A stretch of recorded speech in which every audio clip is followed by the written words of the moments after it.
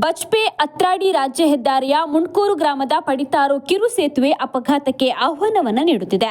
ಹಳೆ ಸೇತುವೆ ಶಿಥಿಲಗೊಂಡ ಪರಿಣಾಮ ಹೊಸ ಸೇತುವೆ ನಿರ್ಮಾಣಗೊಂಡಿದೆ. ಆದರೆ ಸೇತುವೆಯ ಬದಿಗೆ ಹಾಕಿದ ಮಣ್ಣು ಮಳೆ ನೀರಿನಲ್ಲಿ ಕಿತ್ತುಕೊಂಡು ಹೋಗಿದ್ದು ತಡೆಗೋಡೆ ಇಲ್ಲದೆ ಅಪಘಾತಕ್ಕೆ ಆಹ್ವಾನವನ್ನು ನೀಡುತ್ತಿದೆ. ವಾಹನ ಸವಾರರು ಸ್ವಲ್ಪ ಎಡವಟ್ಟಾದರೂ ಸೇತುವೆಯ ಕೆಳಗೆ ಬೀಳುವ ಸಂಭವವಿದೆ. ಬೆಳ್ಮನ್ನಿಂದ ಮುಣ್ಕೂರು, ಕಿನ್ನಿಗೋಳಿ, ಕಟೀಲು, ಮೂಡ್ಬಿದ್ರೆ ಸಹಿತ ಬಜ್ಪೆ ಅಂತಾರಾಷ್ಟ್ರೀಯ ವಿಮಾನ ನಿಲ್ದಾಣವನ್ನು ಸಂಪರ್ಕಿಸುವ ಹೆಚ್ಚಿನ ವಾಹನ ಸವಾರರು ಇದೇ ರಸ್ತೆಯಲ್ಲಿ ಸಂಚರಿಸುತ್ತಾರೆ. ಸ್ವಲ್ಪ ಎಡವಟ್ಟಾದರೂ ಅಪಘಾತ ಸಂಭವಿಸಬಹುದು.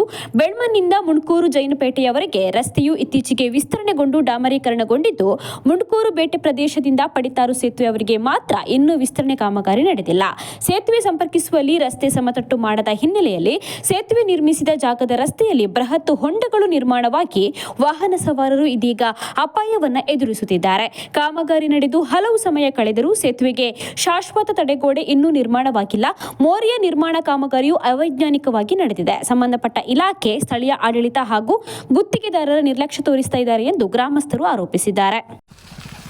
ನಮಸ್ತೆ, ನಾನು ಉಮೇಶ್ ಕಾಮತ್ ಅಂತ, ಇಲ್ಲಿ ಬದಿಯ ನಿವಾಸಿ. ನಾನು ಸಿವಿಲ್ ಇಂಜಿನಿಯರ್. ಈ ಮೋರಿ ಶಿಥಿಲವಾಗಿ ಒಂದು 2 ವರ್ಷದಿಂದ ನಾವು ಕಂಪ್ಲೇಂಟ್ ಮಾಡಿ ಮತ್ತು ಹೊಸತು ಮೋರಿ ಸರ್ಕಾರದವರು ಮಾಡಿದರು.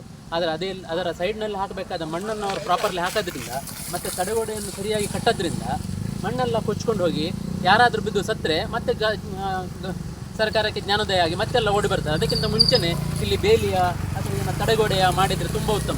ಮತ್ತು ಇಲ್ಲಿ ಹಾಕಿದ ರೋಡ್ ನೋಡಿ, ಆ ಬ್ರಿಡ್ಜ್ ಮೇಲೆ ಸ್ಲ್ಯಾಬ್ ಹಾಕಿದ್ದಾರೆ, ಅದರ ಬದಿಯಲ್ಲಿ 2 ಸೈಡಲ್ಲಿ ಸಹ ಮಣ್ಣು ತುಂಬಿಸಿದ್ದಾರೆ. ಅದು ಪ್ರತಿ 15 ದಿವಸಕ್ಕೊಮ್ಮೆ ಗುಂಡಿ ಬೀಳ್ತಾ ಇದೆ. ದಿವಸ ನಾವು ಇಲ್ಲಿ ಮನೆ ಬರಿಯಲ್ಲಿದ್ದೇವೆ, ಇಲ್ಲಿ ರಸ್ತೆಯಲ್ಲಿ ಡೈಲಿ ಒಂದಲ್ಲ ಒಂದು ಆಕ್ಸಿಡೆಂಟ್ ಆಗ್ತದೆ. ಎಷ್ಟು ಜನ ಬೀಳ್ತಾರೆ. ಮೊನ್ನೊಬ್ಬ ಹೆಂಗಸು ಬಿದ್ದು ತುಂಬ ಪೆಟ್ಟಾಗಿತ್ತು.